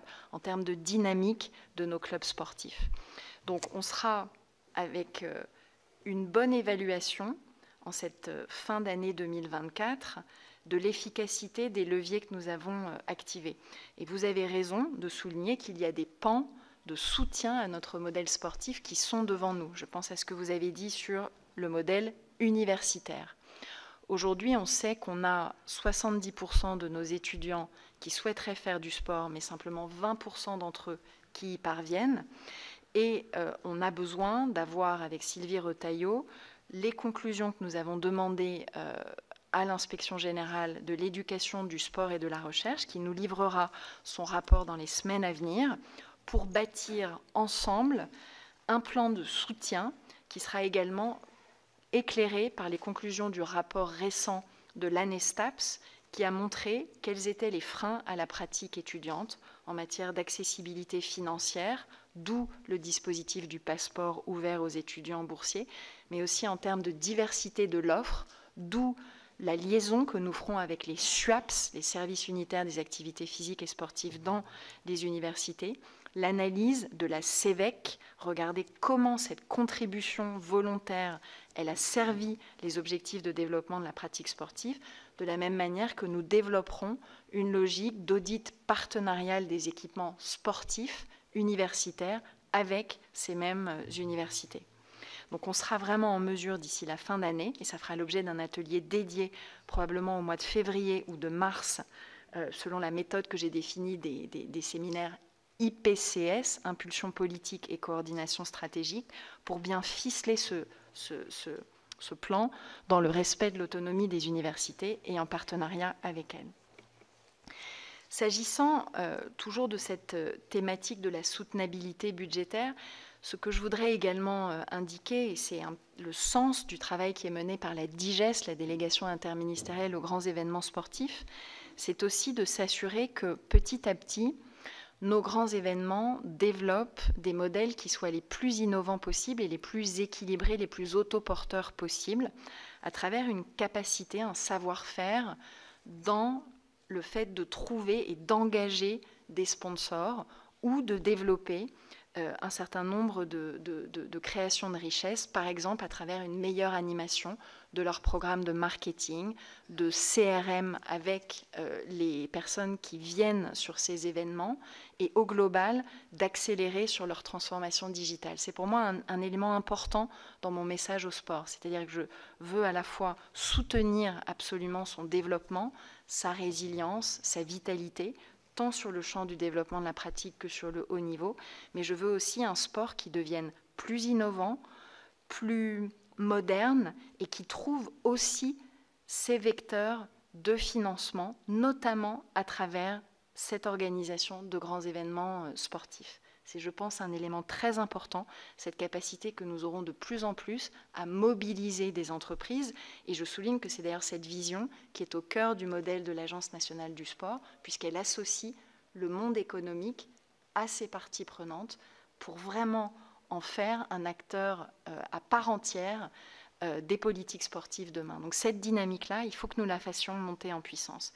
Et un autre ferment de durabilité, c'est aussi l'ambition que nous a donné le président de la République, non pas seulement d'essayer de performer le mieux possible aux Jeux olympiques et paralympiques qui arrivent, mais également de nous inscrire durablement dans ce top 5 des nations les plus médaillées, ce qui porte en soi un engagement de continuer à soutenir autour des programmes Ambition Bleue le travail mené sur la haute performance, autour du plan coach, autour du travail sur les équipements, sur les datas, sur la dimension scientifique et technique de la préparation de nos athlètes, en même temps que nous les accompagnons sur le volet du suivi socio-professionnel et également de la santé mentale, qui sont des enjeux très importants pour leur donner la sérénité dont ils ont besoin pour performer au meilleur de capacités.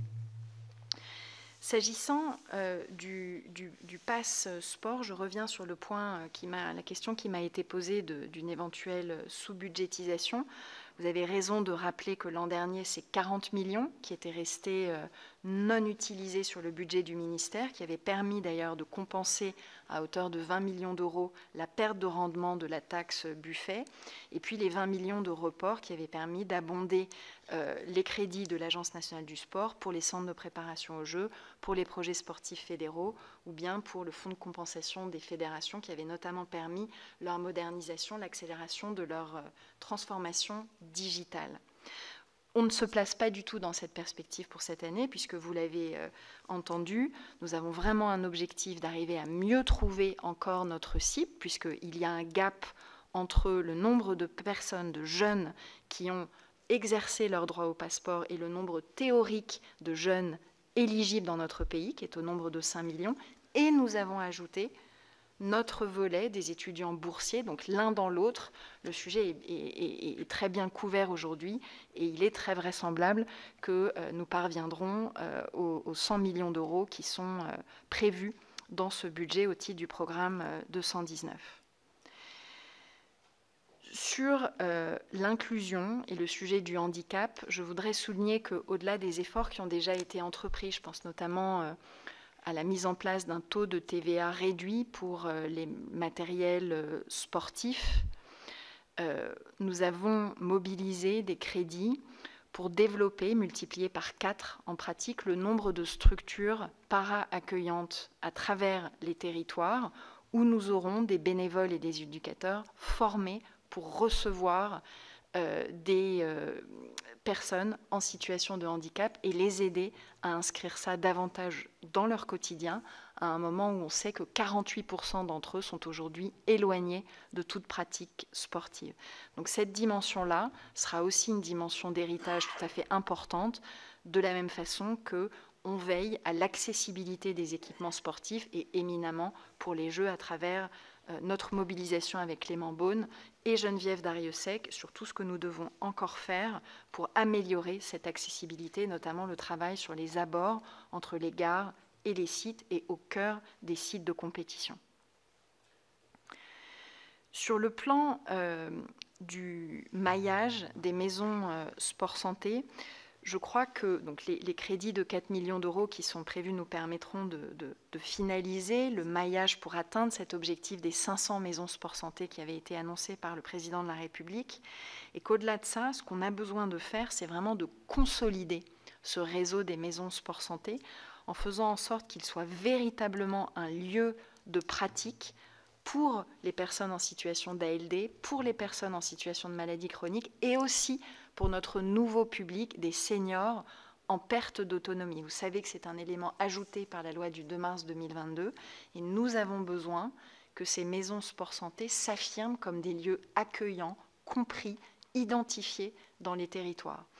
Et de la même façon, nous voulons que ces espaces soient des vecteurs d'une meilleure mise en réseau de l'ensemble des professionnels qui œuvrent sur ce sujet du sport santé, en créant des passerelles qui aujourd'hui n'existent pas suffisamment, notamment avec les fédérations sportives, qui derrière peuvent permettre de développer une offre de sport santé dans les clubs qui soit plus performante, qui soit plus étoffée, et trouver des réponses pratiques aux différents risques ou aux différentes maladies que présentent les patients qui sont aujourd'hui engagés dans ces dynamiques de sport santé. Donc j'ai envie de dire que pour conclure ce propos, le sujet n'est pas tant la démultiplication des points que le fait de consolider, d'épaissir, de solidifier ce modèle pour qu'il puisse porter tous ses fruits. Alors, sur l'hypothèse d'inflation, j'ai déjà pu répondre tout à l'heure aux questions du rapporteur Lozach.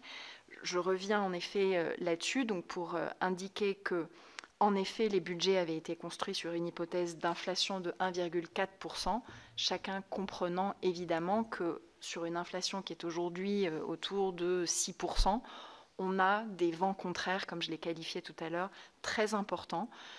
On est en train d'affiner les chiffrages, de regarder d'ores et déjà l'inflation constatée sur les mois écoulés et d'arriver à prévoir le mieux possible sur des marchés compliqués, l'hôtellerie, la restauration, la sécurité privée, quel va être l'impact en peignant un à un les différents contrats dans lesquels le COJO est soit engagé, soit qu'il s'apprête à opérer sur le marché. Il y a dans les contrats déjà engagés des différences notoires entre des clauses qui parfois sont indexées, parfois ne le sont pas, parfois le sont partiellement avec des capages. Et donc tout ceci nous permettra d'arriver au conseil d'administration avec une hypothèse d'inflation qui sera parfaitement documentée et un constat d'ores et déjà sur les mois écoulés depuis la dernière révision de ce que nous aura coûté l'inflation en isolant bien cet effet prix dans l'évolution des dépenses du COJO. Donc toute la transparence sera faite sur cette évaluation de l'inflation et de ses impacts. Sur le propos de la sénatrice Elsa Schalck, elle a raison de souligner qu'aujourd'hui, et ça fait d'ailleurs partie des lignes que nous sommes en train de réévaluer avec le COJO, nous avons besoin sur le dopage, et nous travaillons ardemment en ce sens.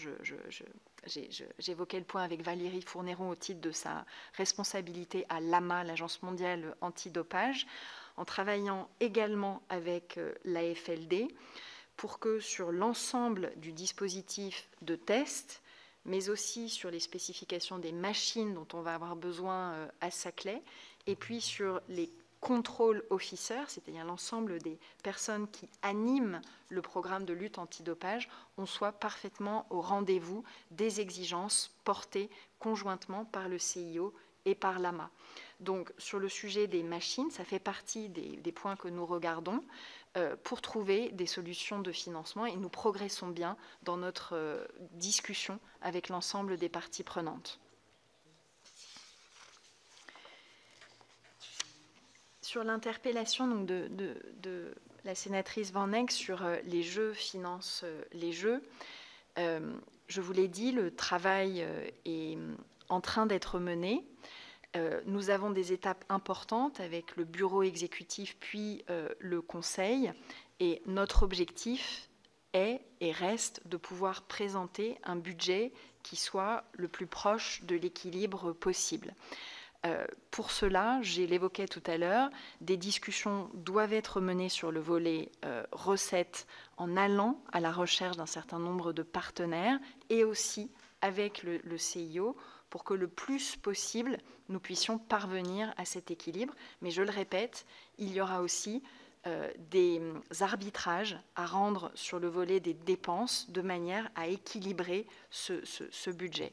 Donc, je ne peux pas encore, 2 novembre, vous apporter les réponses, mais en tout cas, le processus est mené à bon train, avec vraiment du ligne à ligne et l'ensemble des échanges programmés pour nous permettre d'atterrir dans les meilleures conditions possibles avec l'ensemble des collectivités, des parties prenantes engagées le 12 décembre sur la réponse à cette question. Sur l'AFLD, petite précision, moi je n'ai pas une contraction, mais au contraire une hausse de 1,5 million de la subvention au bénéfice de l'AFLD. Elle avait en effet baissé sur l'exercice 2022, justement en raison du transfert vers le laboratoire de Paris-Saclay. Mais sur 2023, nous sommes dans une légère hausse des crédits qui sont affectés à l'agence.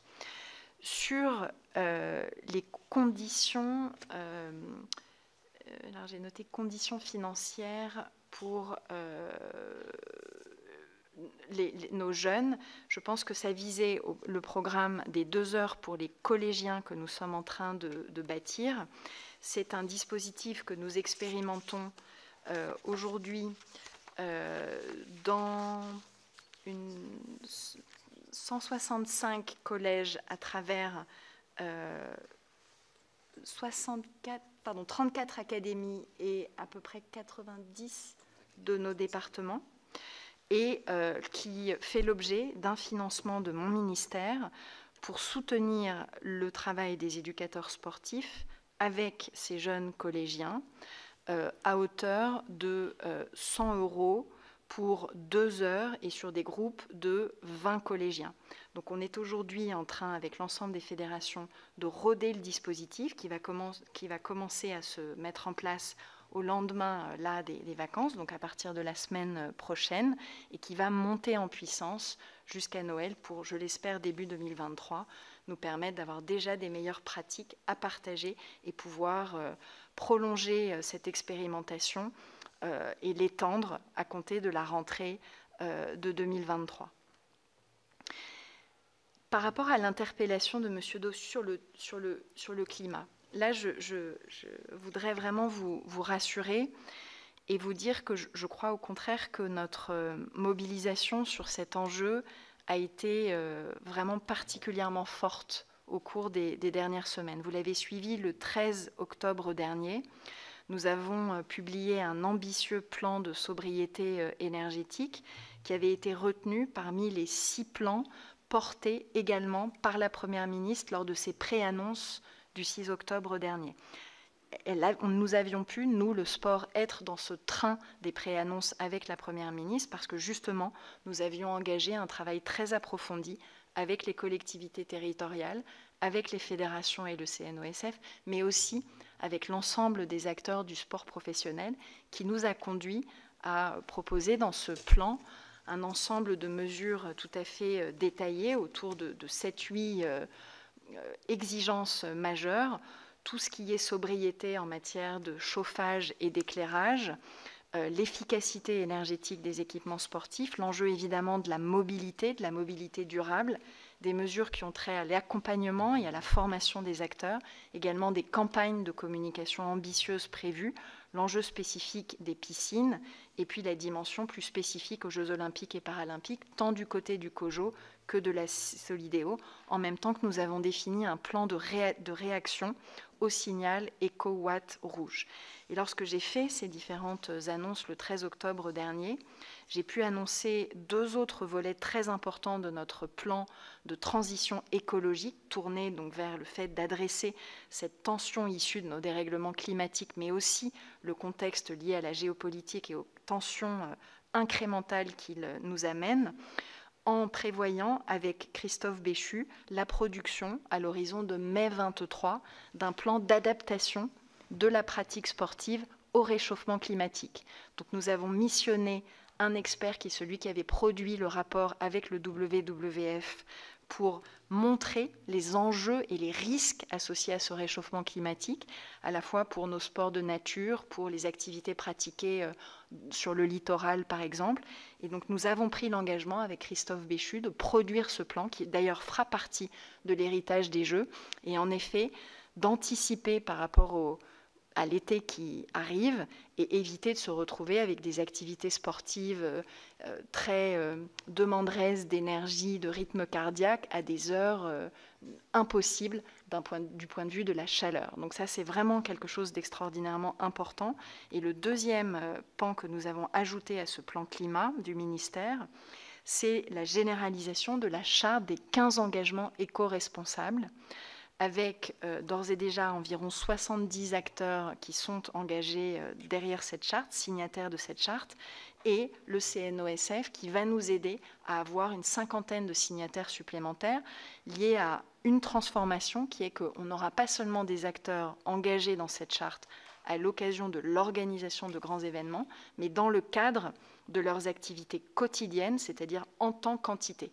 Si je prends un exemple, ça veut dire que ça n'est pas Roland-Garros pour les 15 jours du tournoi, mais c'est la Fédération française de tennis dans son ensemble, 365 jours par an, qui sera engagée dans les mesures relatives à l'économie circulaire, à la gestion des déchets, à l'alimentation durable et à l'ensemble de ces éléments qui vont nous permettre dans la durée de baisser nos émissions, en même temps qu'on a évidemment un travail plus structurel à mener sur la brique du transport, dont on sait qu'elle est massivement la source de notre empreinte carbone, ce qui fait qu'on a annoncé la mise en place d'un groupe de travail avec le sport professionnel et tout particulièrement les clubs de foot et de rugby pour avancer dans cette direction et trouver de bons équilibres les meilleurs possibles, sachant qu'on doit aussi concilier des impératifs de praticité, de coût et de sécurité associés.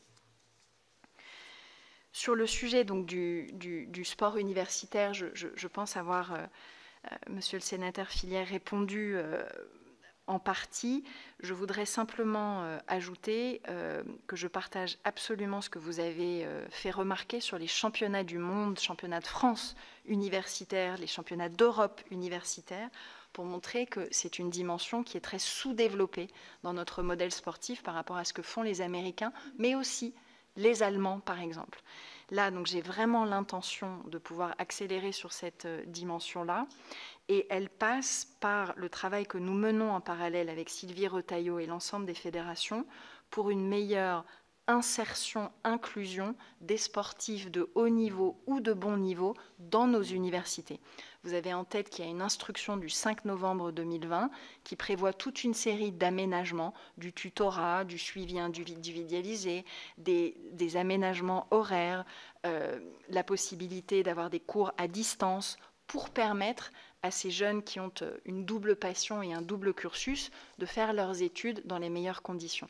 Plus nos universités seront peuplées de ces profils-là, plus nous aurons de belles équipes pour nous engager dans les championnats universitaires et créer une dynamique qui soit formidablement inspirante, comme ça l'est dans le championnat universitaire américain, qui soit vraiment une locomotive et un sas aussi parfois vers le sport professionnel. Donc ce serait à tous égards véritablement gagnant.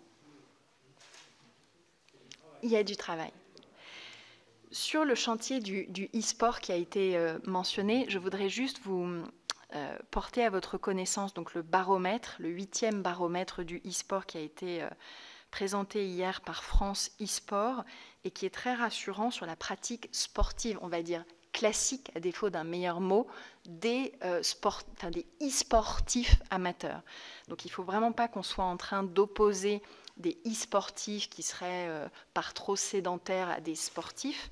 Au contraire, on voit qu'ils sont à 86% pratiquants d'une activité sportive 1 à 3 fois par mois, ce qui fait d'eux on va dire un groupe témoin plus engagé dans l'activité physique et sportive que le reste de la population. C'était pour moi une des trouvailles très importantes et très positives de ce baromètre.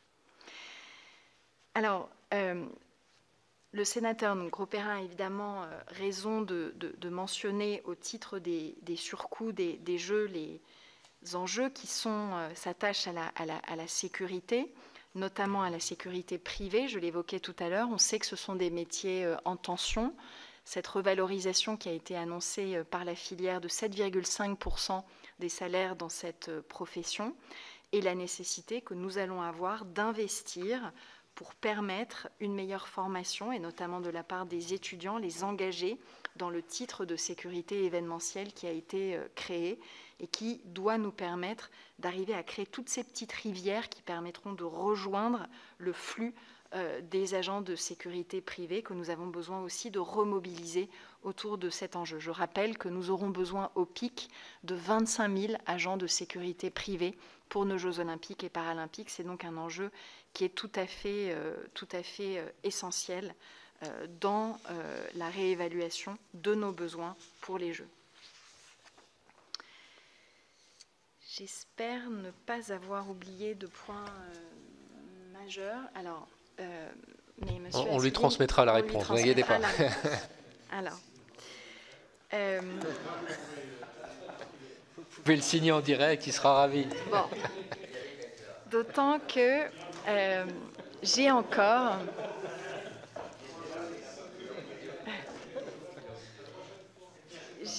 quelques étapes importantes à franchir avant de pouvoir arriver à l'objectif de la sortie de ce décret.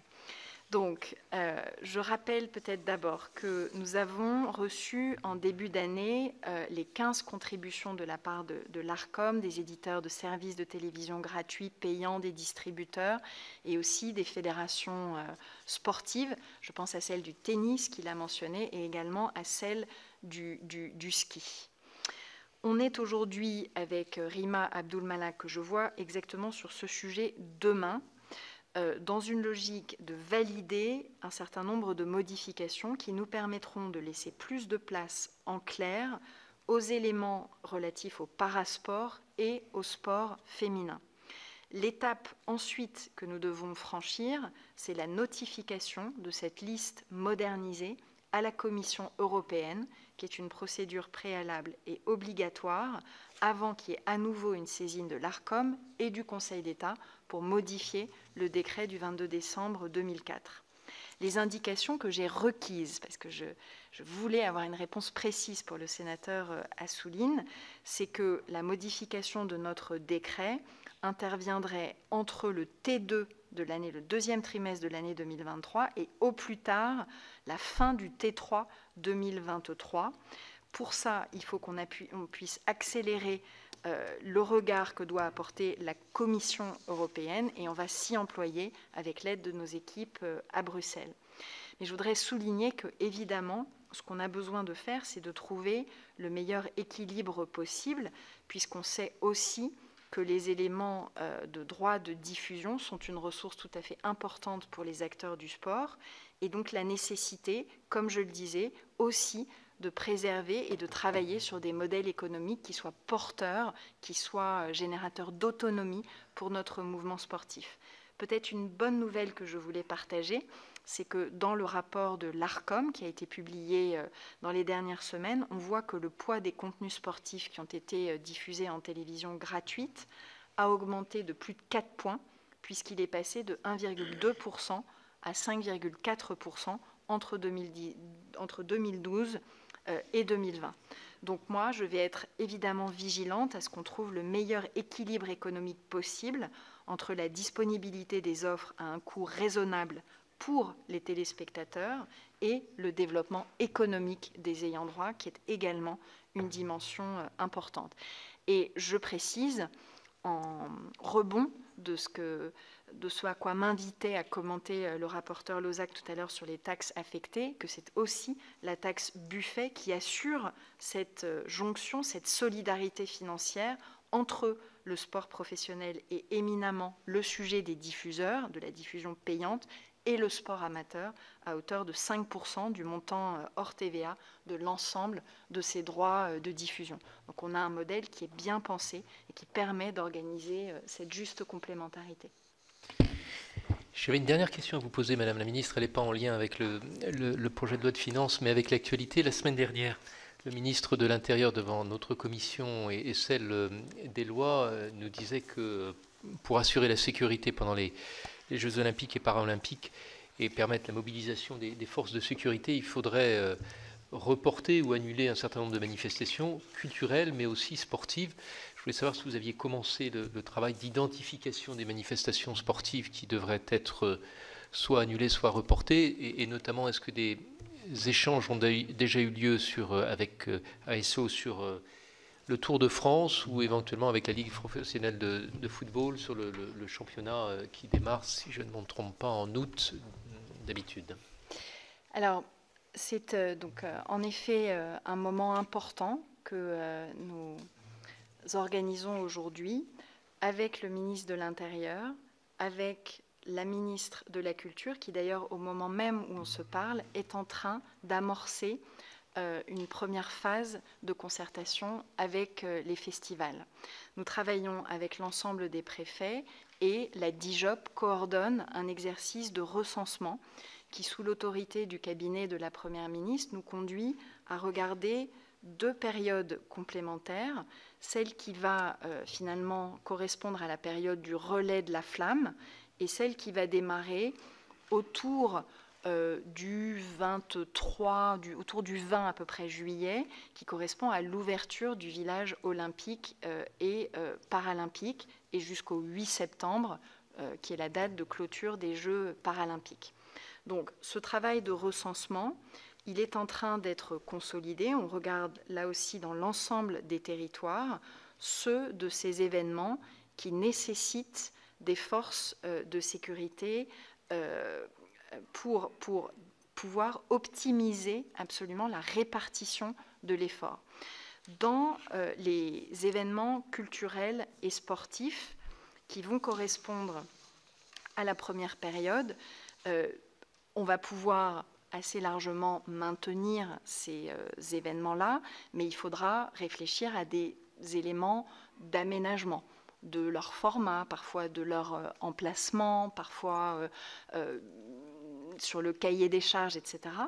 Et c'est en revanche sur la seconde période que là, on aura certainement besoin d'ajuster les dates, de les différer, de les avancer ou d'envisager l'annulation pour ceux de ces événements où on n'aura pas d'autre solution que de le faire. Mais je précise que c'est vraiment l'ensemble des paramètres que nous regardons, c'est-à-dire à la fois les besoins en force de sécurité, mais aussi les tensions qui peuvent s'exprimer sur les matériels, également les besoins, par exemple, en secouristes. Donc c'est vraiment l'ensemble de ces éléments-là qui, aujourd'hui, sont regardés et qui vont faire l'objet de concertation, d'un travail mené en local avec les ministres concernés et avec chacun des préfets, au cas par cas, pour trouver les meilleures solutions possibles. Le sport sera affecté. Vous avez mentionné le Tour de France masculin. Nous aurons probablement besoin d'avancer ce calendrier du Tour de France masculin. Nous aurons aussi besoin de trouver une solution pour le Tour de France féminin qui va se retrouver, lui, complètement dans la zone correspondant aux Jeux olympiques. Et nous allons aussi avoir besoin de travailler avec les ligues professionnelles, tant de rugby que de foot, pour l'aménagement du calendrier des compétitions sur le mois d'août. Nous aurons également un certain nombre de compétitions cyclistes qui seront à ajouter avec des championnats sur route. Donc c'est tout ça que nous sommes en train de recenser.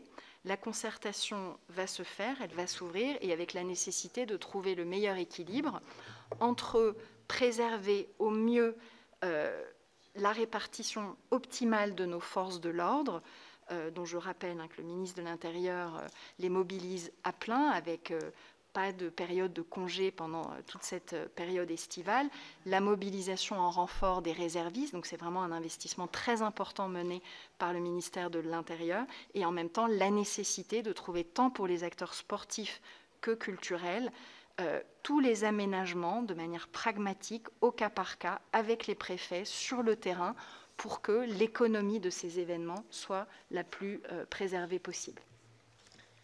Merci Madame la Ministre pour les nombreuses réponses que vous avez apportées à nos questions. Et donc nous nous retrouvons dans quelques jours dans l'hémicycle pour l'examen et le vote, surtout sur les crédits du sport. Merci beaucoup. Je vous remercie beaucoup. Merci.